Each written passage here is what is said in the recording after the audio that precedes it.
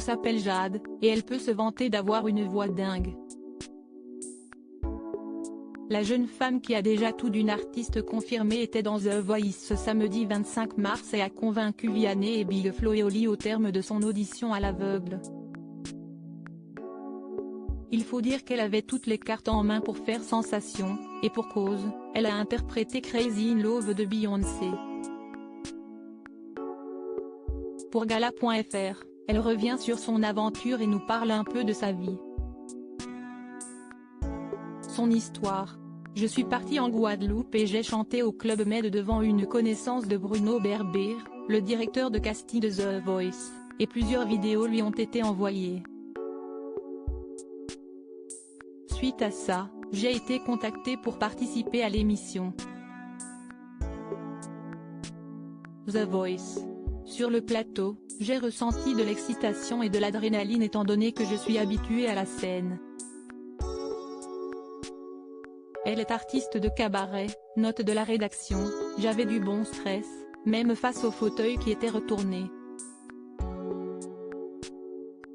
Avant la prestation, je ne pensais qu'au fauteuil, et une fois sur le plateau, je me concentrais sur le public qui très nombreux.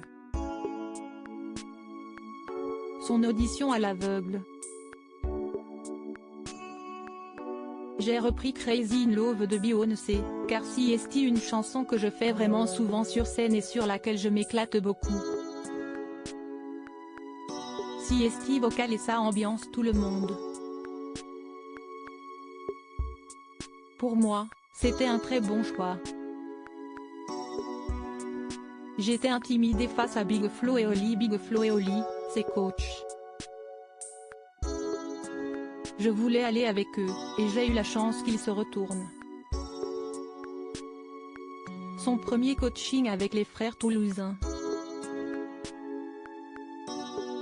Tout s'est très bien passé, même si au début je n'étais pas très à l'aise de parler avec des gens que je vois habituellement à la télé. J'étais intimidée, puis au final, ils sont tellement cool et fun que ça détend. Durant ces coachings, ils m'ont d'ailleurs conseillé de plus nuancer mes prestations, de ne pas mettre de l'énergie tout le temps. Faire l'émission quand on est déjà une artiste.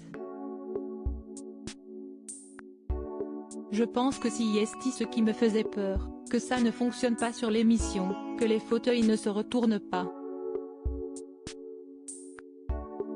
Être jugé par des gens qui font le même métier que moi, ça me faisait peur son avenir. J'ai la chance de faire de beaux contrats, de beaux spectacles pour les autres, mais là, je veux aller vers ma propre carrière, mon propre projet.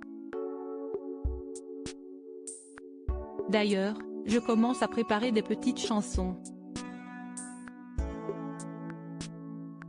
Crédit photo, Franck Castel, bureau 233 TF1 ITV.